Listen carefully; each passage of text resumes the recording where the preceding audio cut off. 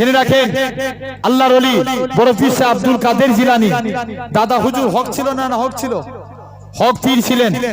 বড় পীর সাহেব হক না না হোক? জোরে বলেন হক। খাজা গরিবে নামাজ হক না না হোক? হক ছিলেন। এখন যদি কেউ তার মাজারে যে সিজদা করে, এটা কি খাজা হুজুরের দোষ? কথা বলেন, এটা খাজা হুজুরের দোষ?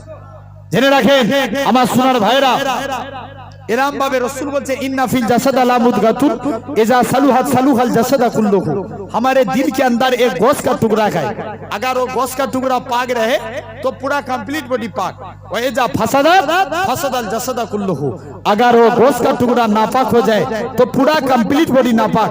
अला वही अल काल, उसका नाम है काल, अंतर। अंतर যদি পাক থাকে বডি পাক, আর অন্তর নাপাক মানে বডি নাপাক। বড় পীর সাহেব 130 বছর চুরি করছে, কেউ তাকে ধরতে পারে না। আর মনে মনে নিয়ত করছে হুজুরের বাড়িতে চুরি করতে যাব। চুরি করে একটা ব্যাগের মধ্যে মাল ভরে বলছে বেরোতে পারলেই তো আমি বড় পীর। কে বলছে? জোরে বলো। চোর বলছে যে আটটা দরজার কাছে চলে গেছে, দরজা খুলতে যাবে, আল্লাহর কুদরত অটোমেটিক দরজা বন্ধ হয়ে গেছে। জোরে বলবে না? আটটার আবার এসে দ্বিতীয়বার দরজা খুলতে এসছে, আটটা দরজা খুলে গেছে। তৃতীয়বারের বেলায় পুরোপুরি দরজা ব্লক। আটটার কেউ আর খালি হাতে গেলেও দরজা খুলছে না, ভর্তি হাতে গেলেও দরজা খুলছে না। চোর বলছে এবার পড়েছি ধরা, যাই বড় পীর সাহেবের যে কদমে পড়ে গেছে, হুজুর বিয়াদবি মাফ করেন, আমি চোর সাক্ষ্য দিচ্ছি আপনি হচ্ছেন বড় পীর। যেটা বলবেন না? কোন আব্দুল কাদের জিলানী?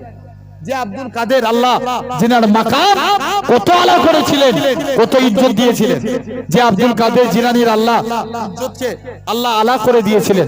আল্লাহর ওলি হযরতে আব্দুল কাদের জিলানী রাহমাতুল্লাহ আলাইহি এক হুজুর শিশু বেলায় নাবালক অবস্থায় হুজুরের আব্বা হুজুরকে মসজিদে নিয়ে গেছে।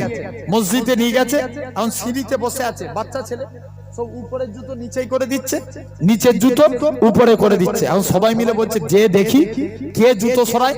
প্রথম দিন দেখে সেম প্রবলেম, দ্বিতীয় দিন সেম প্রবলেম, তৃতীয় দিনের দিনে বলছে দাঁড়া, একজন বলছে নামাজ না পড়ে দেখবো কে জুতো সরায়। একজন নামাজি লুকিয়ে লুকিয়ে দেখে বড় পীর সাহেব আব্দুল কাদের জিলানী হুজুর ওই লুকিয়ে লুকিয়ে জুতো সরিয়ে আটটার জুতো সরাচ্ছে। কোনো কথা না বলে আবু সালে মুসা জাঙ্গির কাছে চলে গেছে। কোন ছেলে আপনি মসজিদে এনেছেন, এ আমাদের প্রতিদিন জুতো গোলমাল করে দিচ্ছে, খবরদার একে মসজিদে আনবেন না। কোন আব্দুল কাদের আটটার বলছে যাই, আবু সালে মুসা জাঙ্গি বাড়ির মধ্যে চলে গেলেন। আল্লাহ পাকের ওলি হযরতে আবু সালে মুসা জাঙ্গি হযরতে আব্দুল কাদের জিলানী রাহমাতুল্লাহ আলাইহি হুজুরকে নিয়ে বাড়ির দিকে চলে গেলেন। ও বাবা আব্দুল কাদের, ও বাবা আব্দুল কাদের, তুমি কেন এরকম কাজ করো কেন বাবা? উপরে জুতো কেন নিচে করো, নিচে জুতো কেন উপরে করো? হযরতে আব্দুল কাদের জিলানী বলেছিলেন আব্বা জান, আমি নিজের ইচ্ছায় এই কাজ করি, আমার আল্লাহ পাক ইলহামের মধ্যে জানিয়ে দিয়েছিলেন হে আব্দুল কাদের জিলানী, যারা জান্নাতি মানুষ তাদের জুতোগুলোকে মসজিদের সিঁড়ির উপরে করে দাও। আমি আব্দুল কাদের জিলানী আল্লাহ পাকে জান্নাতি বান্দাদের জুতোগুলোকে মসজিদের সিঁড়ির উপরে করে দিই। তাহলে সেই আব্দুল কাদের জিলানী আলহামদুলিল্লাহ। তাহলে এই তো আমার ভাই এসেছে, মাশাআল্লাহ হয়ে গেছে শেষ না? আর নয় ভাই, আর অনেকক্ষণ আব্বা অনেকটা দূরে যেতে হবে, আল্লাহ যদি মৌকা দেয় ইনশাআল্লাহ আবার পরে আলোচনা হবে। যাই হোক অনেকক্ষণ কথা বললাম। আপনারা আমার বাপ হন আব্বা হন, কেউ কষ্ট পেলেন আমার কথাবার্তায়?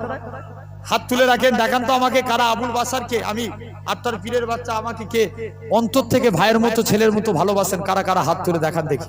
কোনো মুনাফিকি হাত নয় তো? আল্লাহকে সাক্ষী রেখে বলছেন তো? যদি কোনোদিন আপনার এই রাজবাড়ি সরবেরিয়া মঠবাড়ি এলাকায় বিপদে পড়ি আপনাদের ডাকি সারা পাবো তো নাকি? বিপদে পড়লে সারা পাবো তো নাকি? আল্লাহ কবুল করে না। বাংলা বলছি, বাংলা সবাই বাংলা বুঝে, বাংলা শুনবেন তো? আজ কেন পৃথিবীটা লাগে এত সুন্দর, সে কোন রূপকারে সাজালো চোরা